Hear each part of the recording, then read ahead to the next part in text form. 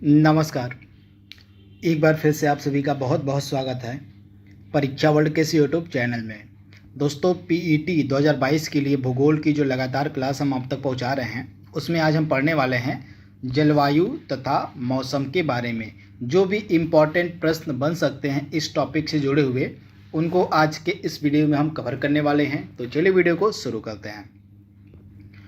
अभी तक जितनी भी मैंने क्लासेस ली हुई हैं पीईटी 2022 के लिए, अगर आपको उनका पेड पीडीएफ चाहिए होगा तो मात्र 299 रुपये में आपको 9 महीने का करंट अफेयर्स मिल जाएगा और यूपी स्पेशल का संपूर्ण पीडीएफ आपको दिया जाएगा।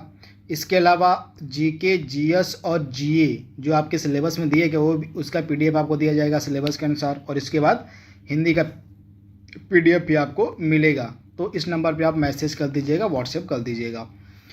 पहला प्रश्न आपके सामने दिया गया है, मानसून शब्द की जो उत्पत्ति है किस भाषा के शब्द से हुई है? मानसून शब्द की उत्पत्ति जो है किस भाषा के शब्द से हुई है? तो राइट आंसर आपका क्या हो जाएगा? अरबी भाषा के शब्द से। यानी कि ऑप्शन आपका जो ए है यहाँ पे बिल्कुल सही हो जाएगा। अरबी भाषा का शब्द जो मौसम है, आप याद देखिएगा, अरबी भाषा का शब्द जो मौसम है, इसी से मानसून शब्द की उत्पत्ति हुई है। तो इसके बारे में आपको याद रखना है। तो ऑप्शन ए आपका बिल्कुल सही हो जाएगा। भारत में सर्वाधिक वर्षा किस मानसून से प्राप्त होती है? बहुत बार यह प्रश्न एग्जाम में पूछा गया है और आगे भी पूछा जाता रहेगा। तो सबसे ज़्यादा जो वर्षा है भारत में किस मानसून से होती है? तो आप याद रखिएगा, दक्षिण पश्चिम मानसून, साउथ वेस्ट मानसून से जो है भारत में सर्वाधिक वर्षा होती है। तो राइट आंसर आपका क्या हो जाएगा? Option C, south west monsoon, यानी कि दक्षिण पश्चिम मानसून से भारत में सबसे अधिक वर्षा देखने को मिलती है। तो ऑप्शन आपका सी यहाँ पे बिल्कुल सही हो जाएगा। भारत में यह जो मानसून है, हमारा जो मानसून जो है भारत में और सबसे पहले केरल में प्रवेश करता है जून के पहले सप्ताह में, फिर जुलाई तक यह संपूर्ण भारत में फैल जाता है। तो इसके बारे में आपको याद रखना है, यानी कि सबसे पहले जो मानसून होता है केरल में प्रवेश करता है जून के पहले सप्ताह में। तो ये फैक्ट भी आपको याद रखना है।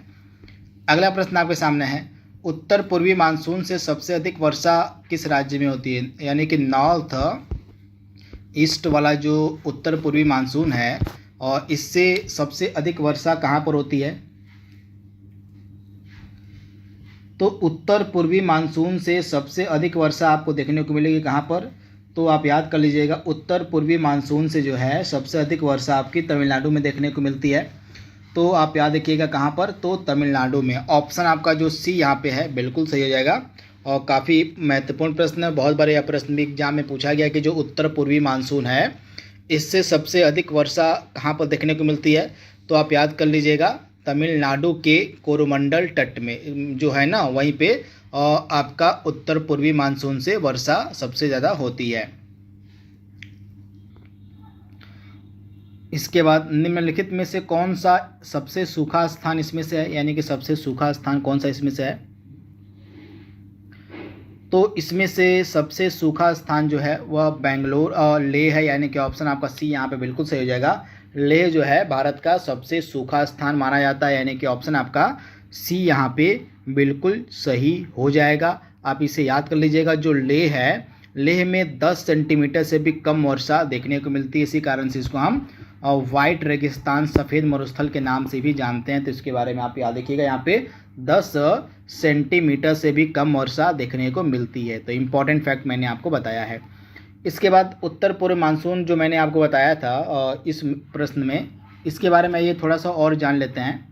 तो यह जो उत्तर पूर्व मानसून है इसको हम लौटता हुआ मानसून भी कहते हैं। तो इसके बारे में आप याद देखिएगा, इसको हम लौटता हुआ मानसून भी कहते हैं। और जाड़ों के समय में शीतकाल में जो है इस मानसून से तमिलनाडु के तटीय क्षेत्रों में वर्षा देखने को मिलती है। तो ये फैक्ट आप याद रखिएगा। निम्नलिखित में से किस राज्य में प्रत्यावर्ती मानसून का अधिक प्रभाव होता है? प्रत्यावर्तीय मानसून का अधिक प्रभाव किस राज्य में होता है? तो राइट आंसर आपका क्या हो जाएगा? प्रत्यावर्ती मानसून का जो सबसे अधिक प्रभाव है यह आपको देखने को मिलेगा तमिलनाडु राज्य में। यानी कि ऑप्शन आपका यहाँ पे सी वाला है बिल्कुल सही हो जाएगा। किस राज्य में? तो इसका भी राइट आंसर आपका तमिलनाडु ही होगा। इसको हम मानसून का निवर्तन भी कहते हैं या लौटता हुआ मानसून भी कहते हैं, और इससे जो है आपके तमिलनाडु में वर्षा देखने को मिलती है। अगला प्रश्न आपके सामने है, यहाँ पे दिया गया है, भारत के पश्चिमी समुद्री तट पर वर्षा किस मानसून से होती है? भारत के जो पश्चिमी समुद्र तट हैं इनमें जो है किस मानसून से वर्षा होती है? तो साउथ वेस्ट मानसून जो आपका है, यहाँ पे जो हमारा दक्षिण पश्चिम मानसून है, इससे जो है पश्चिमी जो समुद्र तट है वहाँ पर वर्षा देखने को मिलती है, तथा संपूर्ण भारत में दक्षिण पश्चिम मानसून से ही वर्षा सबसे ज़्यादा होती है। और भारत के किस राज्य में जाड़े में वर्षा होती है? तो मैंने आपको अभी बताया है, जो उत्तर पूर्वी मानसून है जिसको हम लौटता हुआ मानसून भी कहते हैं, इसी लौटते हुए मानसून से शीतकाल के समय में तमिलनाडु के तटीय क्षेत्रों में वर्षा देखने को मिलती है। तो राइट आंसर आपका क्या हो जाएगा? जाड़ों में वर्षा तमिलनाडु आपका राइट आंसर हो जाएगा। अक्टूबर और नवंबर के महीने में कहाँ पर वर्षा देखने को मिलती है? अक्टूबर और नवंबर के महीने में कहाँ पर अधिक वर्षा देखने को मिलती है? काफ़ी ज़्यादा महत्वपूर्ण प्रश्न आपके एग्जाम के लिए है।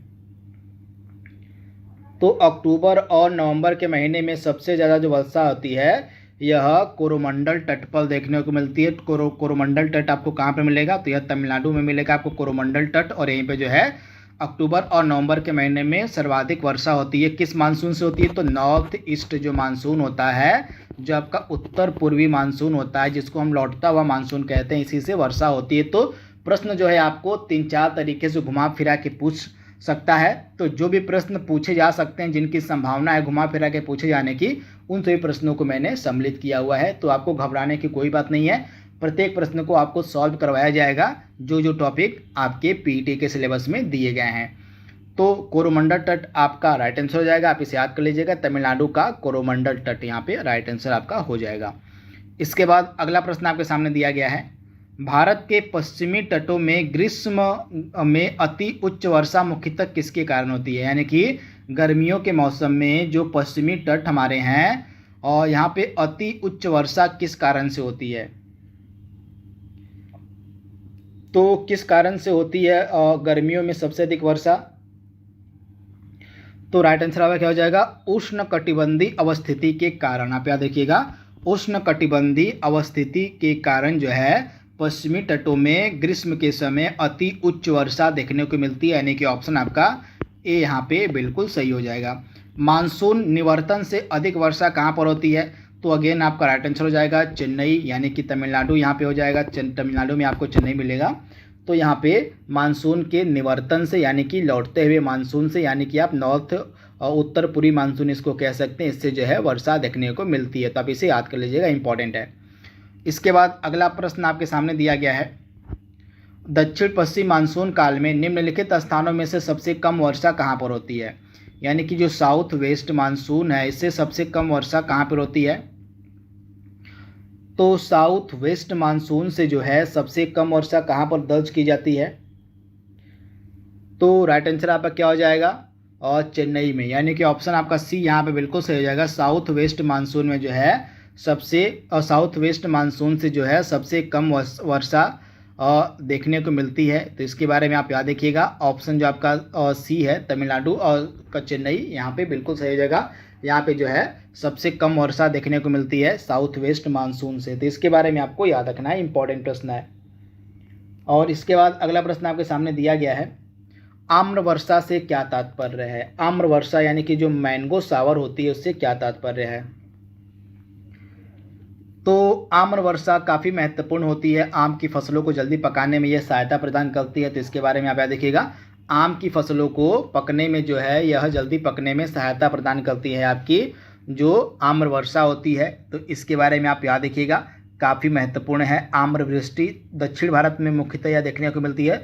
दक्षिण भारत में कहाँ पर? तो दक्षिण भारत में जो मुख्यतः आपके एरिया हैं, कौन से एरिया हैं? तो आपका कर्नाटक वाला एरिया हो गया और केरल वाला। कर्नाटक एवं केरल में होने वाली जो मानसून पूर्व वर्षा होती है, वर्षा की फुहार होती है, फुहारे की तरह वर्षा होती है, जो कि आम की फसल के लिए अत्यधिक लाभदायक सिद्ध होती है। इसी को हम आम्र वर्षा कहते हैं और आपकी फसल को जल्दी पकने में यह सहायता प्रदान करती है। यह मानसून पूर्व वर्षा होती है, आप ध्यान दीजिएगा, यह मानसून पूर्व वर्षा होती है जो केरल और आपको कर्नाटक में देखने को मिलेगी। और फुहारे के तौर पर, जैसे फुहारा नहीं होता है, झीसी जैसे पड़ती है, उसी के तौर पर यह वर्षा होती है और यह फसल को पकने में, आम की फसल को, आम के जो फल होते हैं उनको पकने में काफ़ी सहायता प्रदान करती है। तो ऑप्शन आपका डी यहाँ पे बिल्कुल सही हो जाएगा।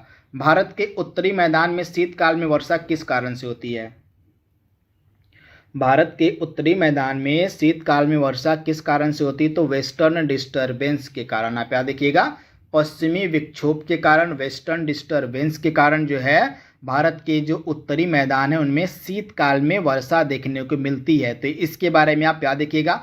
तो दो चीज़ें आपको याद रखनी है, तमिलनाडु के कोरोमंडल तट में शीतकाल में किस कारण से वर्षा होती है? तो लौटते हुए मानसून से, यानी कि उत्तर पूर्वी मानसून से। वहीं भारत का जो उत्तरी मैदान है, हमारे जो उत्तरी एरिया है, उत्तरी मैदान है, उनमें जो शीतकाल में वर्षा होती है उसका कारण दूसरा होता है, उसका कारण होता है पश्चिमी विक्षोभ यानी कि वेस्टर्न डिस्टर्बेंस। तो ऑप्शन आपका ए यहाँ पे बिल्कुल सही हो जाएगा। यह जो आपका एक प्रकार का शीतोष्ण कटिबंधी चक्रवात होता है, और यह जो पश्चिमी विक्षोभ है यह एक प्रकार का शीतोष्ण कटिबंधी चक्रवात होता है जिसकी उत्पत्ति मेडिटेरियन सी से होती है, भूमध्य सागर से होती है। इसको आप याद रखिएगा। तथा यह पश्चिमी जेट स्ट्रीम के सहारे भारत के जो पश्चिमोत्तर भाग हैं उनमें प्रवेश करती है, जिससे पंजाब में, हरियाणा में, उत्तर प्रदेश में, बिहार में हल्की वर्षा और जम्मू कश्मीर और हिमाचल प्रदेश में आपको हिमपात देखने को मिलेगा, स्नोफॉल देखने को मिलता है।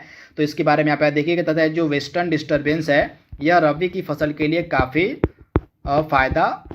फायदेमंद होता है। तो इसके बारे में आप याद देखिएगा। तो इसकी उत्पत्ति कहाँ से होती है वेस्टर्न डिस्टर्बेंस की? तो यह भूमध्य सागर से उत्पन्न होने वाला एक शीतोष्ण कटिबंधी चक्रवात होता है जो पश्चिमी जेट स्ट्रीम के सहारे भारत के पश्चिमोत्तर जो एरिया हैं उनमें प्रवेश करता है, जिससे इसी वेस्टर्न डिस्टर्बेंस के कारण ही पंजाब में, हरियाणा में, उत्तर प्रदेश में, बिहार में हल्की वर्षा देखने को मिलती है और जम्मू कश्मीर और हिमाचल प्रदेश में जो है आपके हिमपात पड़ते हैं। तो इसको भी आप याद रखिएगा। तथा यह जो फसल, यह जो पश्चिमी विक्षोभ के कारण शीत में वर्षा होती है यह रबी की फसल के लिए काफ़ी फायदेमंद होती है। तो इसके बारे में आप याद रखिएगा। इसके बाद अगला इम्पॉर्टेंट प्रश्न आपके सामने है, भारत के किस भाग में सर्वाधिक दैनिक तापांतर पाया जाता है? सबसे ज़्यादा जो दैनिक तापांतर है किस भाग में पाया जाता है? तो दैनिक तापांतर आपको देखने को मिलेगा राजस्थान के मरुस्थलीय क्षेत्रों में। तो आप इसे याद कर लीजिएगा। जो राजस्थान के मरुस्थलीय एरिया है, मरुस्थलीय क्षेत्र हैं, इनमें जो है सबसे ज़्यादा दैनिक तापांतर देखने को मिलता है। तो इसके बारे में आप याद रखिएगा, राजस्थान के मरुस्थलीय क्षेत्रों में। और ताप का अंतर काफ़ी ज़्यादा होता है, यानी कि दिन के समय में तापमान हाई होगा और रात के समय में तापमान काफ़ी लो यहाँ पे दर्ज किया जाता है मरुस्थलीय एरियाज में। तो इसको आप याद रखिएगा। निम्नलिखित में से किस स्थान पर सबसे कम वर्षा होती है? तो सबसे कम वर्षा आपकी किस स्थान पे होती है? लेह में होती है। मैंने आपको बताया था लेह में जो है सबसे कम वर्षा होती है। यहाँ पे 10 सेंटीमीटर से भी कम वर्षा दर्ज की जाती है लेह में। इस कारण से इसको हम वाइट डेजर्ट यानी कि सफ़ेद रेगिस्तान भी कहते हैं। यदि भारत में जो कर्क रेखा है, कर्क रेखा के स्थान पर विषुवत रेखा होती तो यहाँ की जलवायु पर क्या प्रभाव पड़ता? यानी कि यहाँ पे अगर भूमध्य विषुवत रेखा होती कर्क रेखा की जगह, तो भारत में इसकी जलवायु पर क्या प्रभाव पड़ता? तो विषुवत रेखा वाले जो एरियाज हैं यहाँ पे आपको पता होगा उच्च तापमान देखने को मिलता है, हाई टेम्परेचर देखने को मिलता है, जिस कारण से ऊंची वर्षा भी होती है यहाँ पे। तो अधिक ताप एवं अधिक वर्षा देखने को मिलती भारत में अगर कर्क रेखा के स्थान पर विषुवत रेखा होती। तो इसके बारे में आप याद देखिएगा, अधिक तापमान एवं अधिक वर्षा, यानी कि राइट आंसर आपका क्या हो जाएगा? ऑप्शन जो आपका दिया गया है बी वाला बिल्कुल सही हो जाएगा। आप इसे याद कर लीजिएगा, काफ़ी महत्वपूर्ण प्रश्न है। अगला प्रश्न आपके सामने है, भारत के कोरोमंडल तट पर सर्वाधिक वर्षा किस महीने में होती है? तो जो तमिलनाडु का कोरोमंडल तट है इसमें किस महीने में सर्वाधिक वर्षा देखने को मिलती है? तो अक्टूबर और नवंबर के महीने में। आप याद कर लीजिएगा, अक्टूबर और नवंबर का जो महीना होता है इसमें जो है सर्वाधिक वर्षा देखने को मिलती है कोरोमंडल तट में। तो आप इसे याद कर लीजिएगा, अक्टूबर और नवंबर के महीने में। किस कारण से यह वर्षा होती है? तो उत्तर पूर्वी मानसून से होती है। लौटता हुआ जो मानसून होता है, जो जिसको मानसून का निवर्तन भी हम कहते हैं, निवर्तन मतलब लौटता हुआ मानसून, इसी से जो है अक्टूबर और नवंबर के महीने में जो तमिलनाडु के कोस्टल एरिया हैं, जो कोरोमंडल तट है, वहाँ पर वर्षा देखने को मिलती है शीतकाल में। किस कारण से होती है? तो लौटता हुआ मानसून या उत्तर पूर्वी मानसून से। तो इसके बारे में आप याद रखिएगा। और असम, पश्चिम बंगाल तथा उड़ीसा राज्य में मानसून पूर्व आने वाली त्वरित झंझाएं इनमें से किस नाम से जानी जाती हैं? यानी कि मानसून पूर्व जो त्वरित झंझाएं देखने को मिलती हैं असम, पश्चिम बंगाल और उड़ीसा में, उनको हम किस नाम से जानते हैं? तो इनको हम नॉरवेस्टर्स के नाम से जानते हैं। तो इसको आप याद कर लीजिएगा, इसको हम नॉरवेस्टर्स के नाम से जानते हैं। तो ऑप्शन आपका ए यहाँ पे बिल्कुल सही हो जाएगा। तो यहाँ पे राइट आंसर आपका क्या हो जाएगा? ऑप्शन जो आपका ए है बिल्कुल सही हो जाएगा। यहाँ पे हम किसकी बात कर रहे हैं? तो ग्रीष्म काल में जो तूफान आते हैं, तूफानों के साथ जो तेज़ हवाएं चलती हैं, मूसलाधार बारिश होती है, जो ओले पड़ते हैं और जो आपके बिजली बहुत तेज़ गड़कती है, तो उसी को अलग अलग जगहों पे अलग अलग नाम से जाना जाता है। तो हमारे यहाँ उत्तर भारत में इसको लू कहते हैं, लेकिन अलग अलग एरियाओं में इसको नॉरवेस्टर्स के नाम से जाना जाता है। जैसे असम में इसको हम नॉरवेस्टर्स कहते हैं, तो इसे आप याद कर लीजिएगा।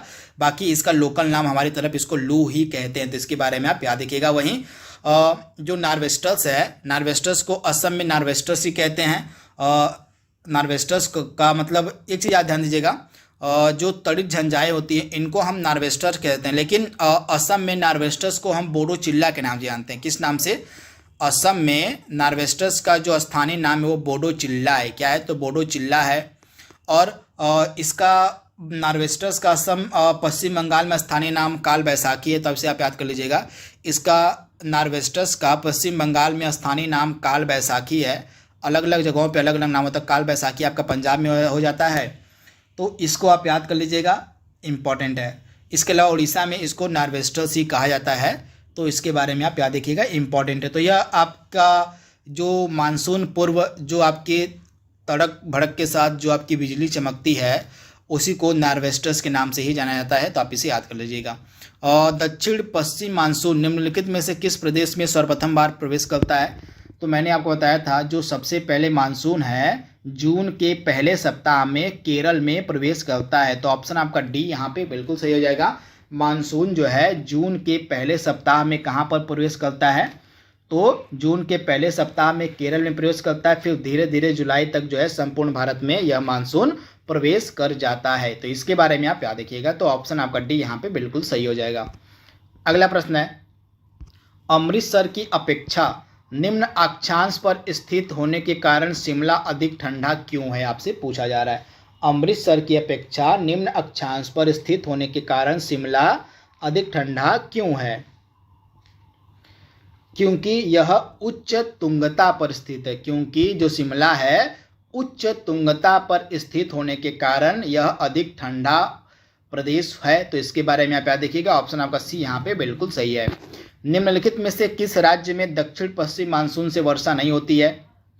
राजस्थान में होती है, कर्नाटक में होती है, पंजाब में होती है, लेकिन तमिलनाडु में जो है साउथ वेस्ट मानसून से वर्षा नहीं होती है। तो तमिलनाडु आपका राइट आंसर हो जाएगा। तमिलनाडु में किस मानसून से वर्षा होती है? तो उत्तर पूर्वी मानसून से तमिलनाडु में वर्षा होती है, जिसको हम लौटता हुआ मानसून या मानसून का निवर्तन भी कहते हैं। तो आप इसे याद कर लीजिएगा, बहुत बार मैंने आपको बता दिया। अगला प्रश्न आपके सामने है, भारतीय मानसून का वर्णन करने वाले किस अरब विद्वान भारतीय मानसून का जो वर्णन है सबसे पहले किस अरब विद्वान द्वारा किया गया था? वह अरब विद्वान का आपको नाम बताना है जिसके द्वारा भारतीय मानसून का सबसे पहले वर्णन किया गया था। तो अल मसूदी के द्वारा, आप इसे याद कर लीजिएगा। अल मसूदी के द्वारा जो है भारतीय मानसून का सबसे पहले वर्णन किया गया था। तो इसके बारे में आप याद रखिएगा, अल मसूदी।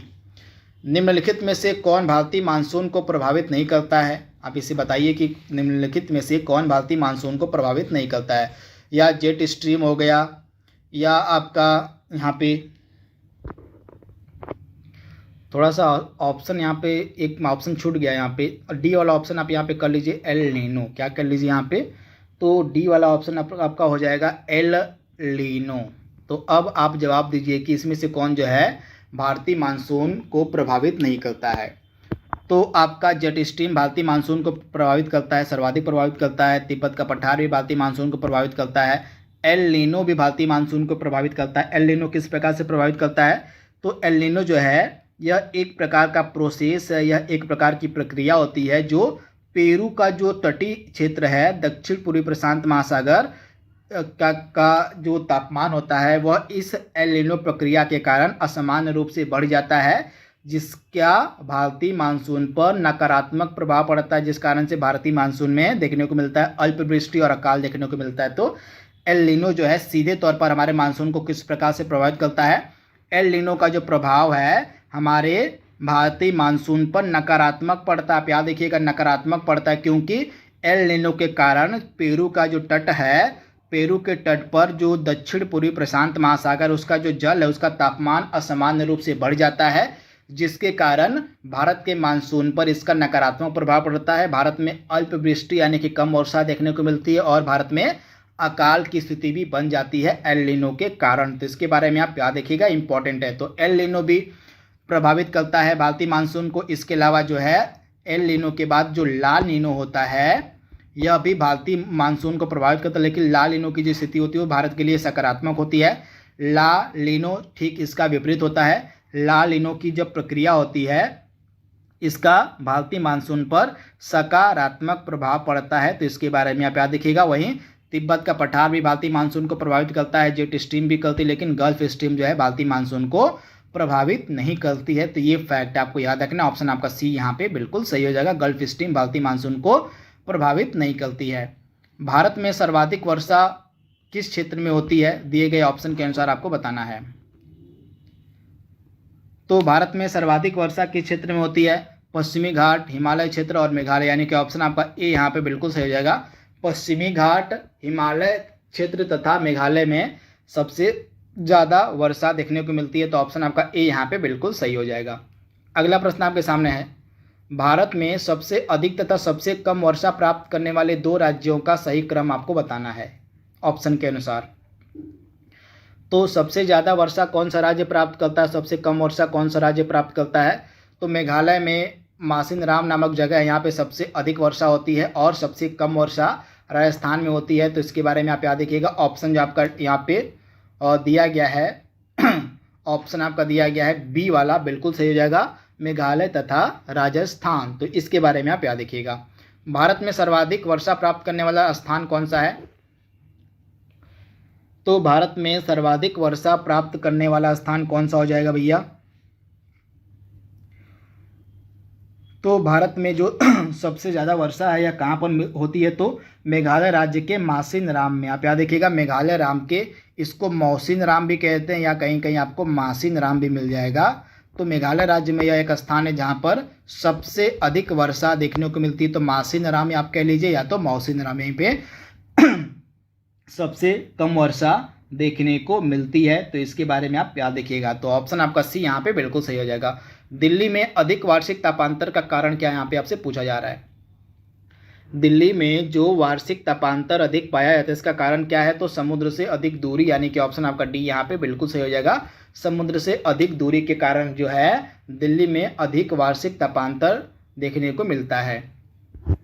जम्मू कश्मीर में होने वाली शीतकालीन वर्षा का कारण क्या है? तो मैंने आपको भी बताया, शीतकाल में जो वर्षा होती है यह वेस्टर्न डिस्टर्बेंस के कारण होती है जम्मू कश्मीर में। तो इसके बारे में आप याद रखिएगा। जम्मू कश्मीर में पश्चिमी विक्षोभ यानी कि वेस्टर्न डिस्टर्बेंस के कारण जो है जम्मू कश्मीर में वर्षा जाड़े के मौसम में देखने को मिलती है और हिमपात भी इसी कारण से पड़ता है, बर्फबारी भी इसी कारण से होती है जम्मू कश्मीर में। पुणे में मुंबई से कम वर्षा होती है, इसका कारण क्या है? तो पुणे में मुंबई से कम वर्षा होने का कारण एक ही है, क्योंकि जो पुणे है यह वृष्टि छाया प्रदेश में पड़ जाता है। आप याद देखिएगा, पुणे जो है वह वृष्टि छाया प्रदेश में पड़ जाता है। वृष्टि छाया का मतलब क्या होता है? मान लीजिए ये आपका पहाड़ है, तो पहाड़ की ऊंचाई कुछ होती है, पहाड़ की ऊंचाई, तो इस ओर आपका साउथ वेस्ट मानसून होता है और पहाड़ के इस ओर आपका जो है थोड़ा सा अलग स्थिति में पुणे देखने को मिलता है, जिस कारण से यहाँ पे जो मानसून है वो ठीक तरीके से नहीं पहुँच पाता है। बादल जो है ठीक तरीके से नहीं पहुँच पाते हैं, यानी कि यह वृष्टि छाया प्रदेश में पड़ने के कारण जो है आपका जो पुणे होता है यहाँ पे कम वर्षा दर्ज की जाती है। तो इसके बारे में आप याद देखिएगा, ऑप्शन आपका यहाँ पे और डी वाला बिल्कुल सही हो जाएगा। यह वृष्टि छाया में पड़ता है, वृष्टि छाया प्रदेश में पड़ता है, जिस कारण से यहाँ पे वर्षा कम दर्ज की जाती है पुणे में। तो आप याद देखिएगा, इंपॉर्टेंट है। इसके बाद भारतीय मानसून की विशेषता क्या है, प्रमुख विशेषता यहाँ पे आपसे पूछी जा रही है। तो वायु की दिशा में मौसमी परिवर्तन जो है भारतीय मानसून की प्रमुख विशेषता है। तो इसके बारे में आप याद देखिएगा, इंपॉर्टेंट है। अगला प्रश्न आपके सामने है, अक्टूबर गर्मी का प्रमुख कारण यहाँ पे पूछा जा रहा है, क्या है अक्टूबर गर्मी का प्रमुख कारण क्या होता है। तो अक्टूबर गर्मी का प्रमुख कारण क्या होता है, उच्च आर्द्रता के साथ संबद्ध उच्च तापमान, जिसके कारण से अक्टूबर गर्मी होती है। यानी कि ऑप्शन आपका यहाँ पे डी देखने को मिलता है, उच्च आर्द्रता के कारण संबद्ध उच्च तापमान, यानी कि ऑप्शन आपका बी यहाँ पे बिल्कुल सही हो जाएगा। यह जो प्रश्न है एसएससी 2015 में पूछा गया है, एसएससी 2015 में यह प्रश्न पूछा गया है। तो ऑप्शन आपका जो यहाँ पे बी वाला है बिल्कुल सही हो जाएगा। और यहाँ पे काल बैसाखी, ग्रीष्म काल में आने वाले तूफानों को निम्नलिखित में से किस राज्य में काल बैसाखी कहा जाता है, जो कि मैंने आपको बता दिया है। यह नॉर्वेस्टर्स का वेस्टर्स का पश्चिम बंगाल में स्थानीय नाम है, जो मैंने पहले ही आपको बता दिया है। जो तूफान आते हैं ना ग्रीष्म काल में, जो तड़ी झंझाएँ आती हैं, उनको हम नॉर्वेस्टर्स के नाम से जानते हैं, तथा नॉर्वेस्टर्स का अलग अलग जगहों पे स्थानीय नाम भी अलग अलग है। तो नॉर्वेस्टर्स को पश्चिम बंगाल में हम काल बैसाखी के नाम से जानते हैं, यानी कि ऑप्शन आपका डी यहाँ पे बिल्कुल सही हो जाएगा। नॉर्वेस्टर्स का जो स्थानीय नाम है पश्चिम बंगाल में वो काल बैसाखी हो जाता है। और नॉर्वेस्टर्स को हम कर्नाटक में चेरी ब्लॉसम कहते हैं, और नॉर्वेस्टर्स का असम में स्थानीय नाम बोडो चिल्ला हो जाएगा। तो इसके बारे में आप याद रखिएगा। तो इस तरह से दोस्तों जो भी इम्पोर्टेंट एमसीक्यूज आपके बन सकते थे जलवायु और मौसम के टॉपिक से रिलेटेड, उनको हमने यहाँ पे कंप्लीट कर लिया है। आई होप ये वीडियो आपको पसंद आएगा, आपके आने वाले एग्जाम के लिए फ़ायदेमंद होगा। तो इसी उम्मीद के साथ इस वीडियो को यहीं पे विराम देते हैं। तो आज के लिए बस इतना ही। Thank you, thanks for watching, thank you.